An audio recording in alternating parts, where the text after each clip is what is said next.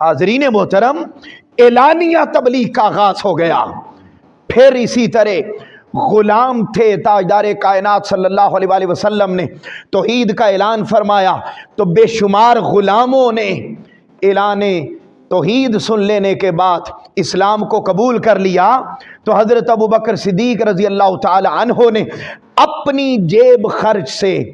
ان کے ظالم آقاؤں سے ان سارے غلاموں کو آزاد فرمایا اور فرما کر ان کو رہا کر دیا۔ آپ کے والد نے منع کیا کہ آپ ان پر، جو کمزور غلام ہیں، ان پر اتنا پیسہ خرچ کر رہے ہیں اور خرچ کر کے اپنے پاس بھی نہیں رکھ رہے، آزاد کرتے جا رہے ہیں، تو ان کو اپنے پاس رکھ لیتے،